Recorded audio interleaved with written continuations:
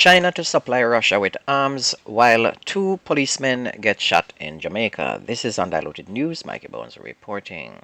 The Ukraine war with Russia has taken another turn for the worse as U.S. intelligence is now suggesting that China is considering providing arms and ammunition to Russia.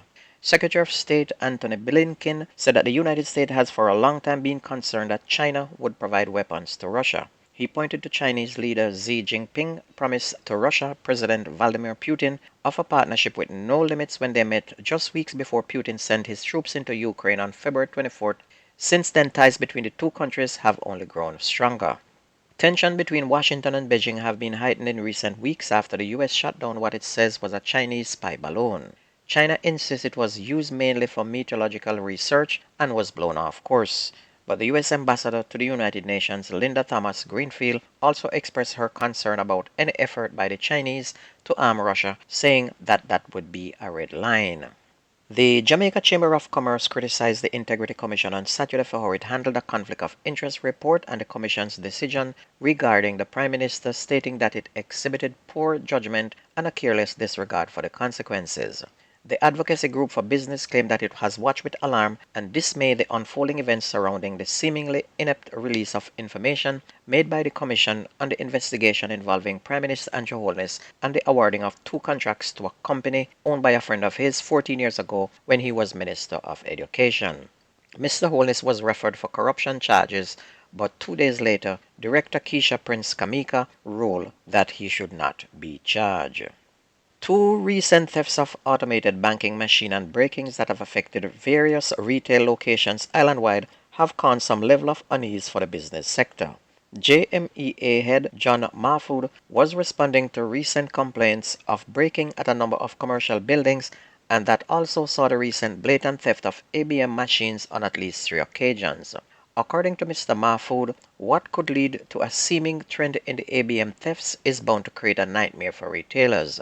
The JMEA president claimed that these thefts have occurred at a time when the banks are pressuring customers to utilize ABMs more frequently.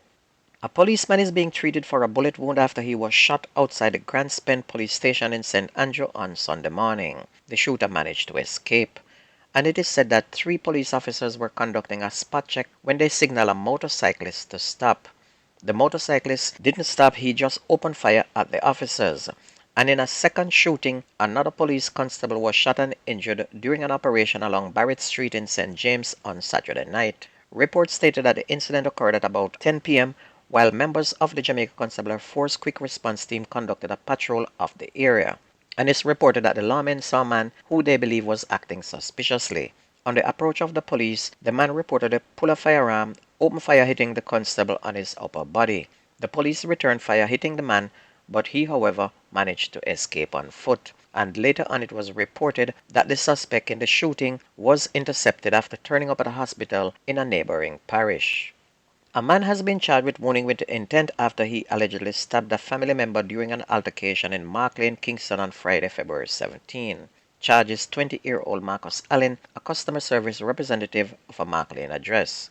According to reports, Allen and a relative got into a fight at around 12:53 in the morning. The other man was then allegedly stabbed by Allen using a kitchen knife. The injured individual was taken to hospital where he received medical attention. On Saturday, February 18, Allen was detained and later charged, and his court date is now to be determined. Police have verified that a businessman was shot and injured during a robbery on Saturday morning in southern St. Elizabeth, Ballards Valley, close to Junction. According to early reports, the businessman, who police identified as Chinese, was driving his automobile when he was ambushed by gunmen on a motorcycle on the main road in Ballards Valley. The businessman tried to escape but crashed. The gunmen opened fire on the vehicle and hit the businessman before reportedly making off with an undisclosed sum of cash. The businessman was taken to hospital for treatment. Onto sports, Alexis James of Petersfield High, who won the 2022 ISA Boys and Girls Championship medal, and Shamar Blake of St. Elizabeth Technical were among the top competitors as Stets successfully defended their boys and girls crown in the Western Athletics Championship on Saturday on the school ground. James continued to dominate, keeping her Class 1 100 meters and the 100 meter hurdles double.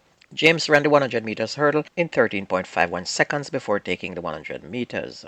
Blake meantime won the Class 1 110 and the 400 meters hurdle double to add to his day's previous victories. Blake won the sprint hurdle in a record 13.81 seconds. Stets meantime tallied 302.5 points to win the female section, ahead of Petersfield 229, Mount Verlier 192, and 301 points to win the boys section, with Monroe College second with 184.5 and Herbert Morrison came third with 172 points. Football, the senior Jamaica Reggae Girls team lost against Czech Republic 3-2 at the Combank Stadium in Sydney, Australia on Saturday, although playing significantly better than they did earlier in the competition. Goals from Andrea Statskova and the replacement Alina Pekova, the 28th-ranked Europeans, won the game for the first time in their history between the two up-and-coming women's football nations. And although sloppy defense prevented the 44th-ranked Reggae Girls from earning a better outcome, they still had nothing to be embarrassed of thanks to goal from Jody Brown in the 42nd and 19-year-old Cameron Simmons, who scored in the 55th. But the Jamaicans still managed to lose 3-2. Bad news again in football. Jamaica Under-17 Reggae Boys were knocked out in the round of 16 of a CONCACAF Under-17 Championship on Saturday evening, losing to host Guatemala 2-1 at the Central American country. The Junior Reggae Boys trailed 1-0 at halftime after Salvin Sagastum scored for Guatemala in the 32nd minute. The Marion Gordon coach team leveled through a beautiful free kick from Ronaldo Barrett in the 55th minute. However, the Guatemalans netted the winning goal in the 77th minute through captain Ahir Dixon. Premier League Arnett Gardens have cut Mount Pleasant FA lead in the Jamaica Premier League to 2 points after beating Portmore United 2-1 at Ferdinand Park in Portmore St. Catherine yesterday. And it was Arnett Gardens' first win over Portmore this season after they had drawn 1-1 in the first round, and it saw them now improve to 30 points from 15 games, just 2 behind Mount Pleasant, who played out a 0-0 draw against defending champions Harbourview at Draxall in St. Anne, which is the first time they were dropping points at home. Humber Lions meantime are in third place on 27 points after they beat Mullines United 2-1 at Effortsville to avenge their 3-2 loss in the first round. Dunbehodle FC snap a 3-game losing skid with an action-packed 3-2 win over Falkland FC, while Waterhouse FC avenged their first round loss to Montego Bay United, beating them 3-0. And if you missed the news on this radio station, please go to YouTube and type in Jamaican Undiluted News. Listen, like, share, and subscribe, and keep it going. And that's going to be news and sports on your favorite radio station. My name is Mikey Bones. I gone.